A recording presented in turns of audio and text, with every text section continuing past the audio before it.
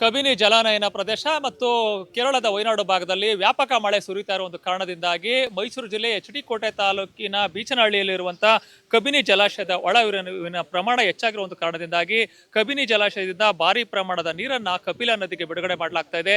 ಈ ಒಂದು ಕಾರಣದಿಂದಾಗಿ ಕಪಿಲಾ ನದಿ ಪಾತ್ರದಲ್ಲಿ ಪ್ರವಾಹ ಪರಿಸ್ಥಿತಿ ತಲೆದೋರಿದೆ.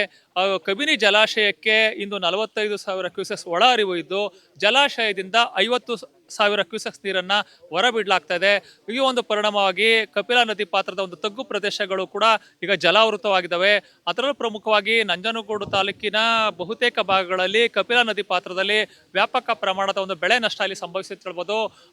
ಕಪಿಲಾ ನದಿ ಪಾತ್ರದಲ್ಲಿರುವಂತಹ ಬೊಕ್ಕಳ್ಳಿ ಗ್ರಾಮದಲ್ಲಿಯೂ ಕೂಡ ಸಾಕಷ್ಟು ಒಂದು ಪ್ರವಾಹದ ನೀರಿನ ಹಾನಿ ಸಂಭವಿಸಿದೆ.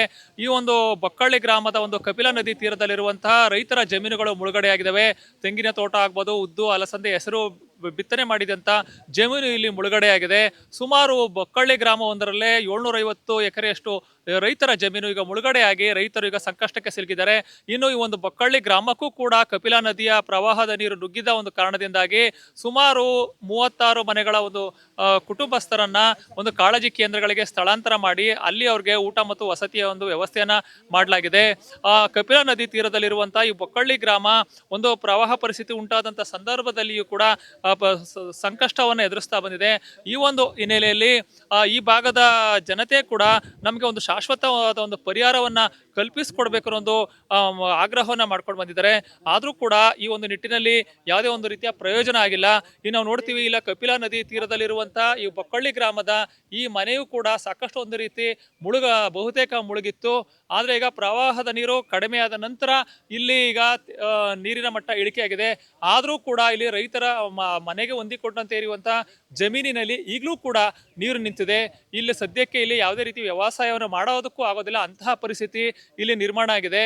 ಇನ್ನು ಕಪಿಲಾ ನದಿ ಪಾತ್ರದಲ್ಲಿರುವಂತಹ ಬಹುತೇಕ ಗ್ರಾಮಗಳ ಪರಿಸ್ಥಿತಿ ಇದೇ ಆಗಿದೆ ಅಂತ ಹೇಳ್ಬೋದು. ಕಪಿಲಾ ನದಿ ಪಾತ್ರದ ಇಕ್ಕೆಲೆಗಳಲ್ಲಿಯೂ ಕೂಡ ಒಂದು ಜನರು ಕೂಡ ಸಾಕಷ್ಟು ಒಂದು ರೀತಿ ಸಂಕಷ್ಟಕ್ಕೆ ಸಿಲುಕೊಂಡಿದ್ದಾರೆ.